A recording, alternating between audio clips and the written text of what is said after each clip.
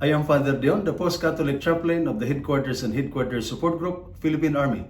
And this is Salita ng Diyos, ang ating gabay. Today is Tuesday, June 17, 2025, of the 11th week in Ordinary Time. Love your enemies. This is one of the most difficult commands Jesus gave us. How do you love someone who hurt you, betrayed your trust, or continues to cause problems in your life? How do you love someone you don't get along with? Maybe a colleague in your office or unit, a superior, or even a family member.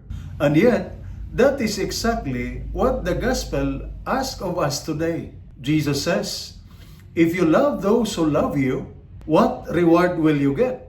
In other words, if we only love those people who are easy to love, we are not growing in true love. Real love stretches us. Real love chooses peace over pride and mercy over revenge. As soldiers, civil servants, workers, or parents, we often face people who test our patience. Difficult teammates, tough commanders, disrespectful strangers, or even a loved one who fail us. But today, Jesus invites us to rise above our feelings and love with compassion, patience, and faith. This kind of love does not mean tolerating abuse or letting people take advantage of you.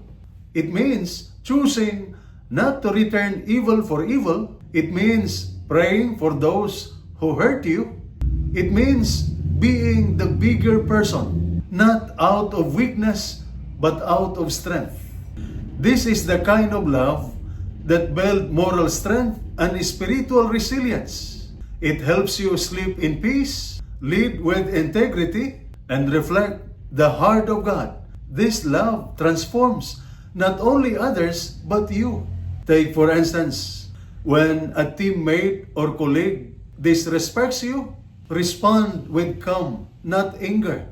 If a family member is hard to deal with, pray for him and stretch out instead of shutting him out. When someone criticizes you unfairly, listen first.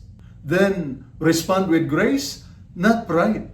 And this is Salita ng Diyos, ang ating gabay. Let us pray.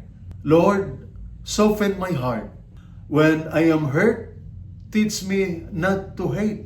When I am disrespected, teach me to respond with wisdom. Help me to love beyond limits, just as you love me. Make me an instrument of healing, not division. Amen. And may the Almighty God bless you and your family, the Father, the Son, and the Holy Spirit. Amen.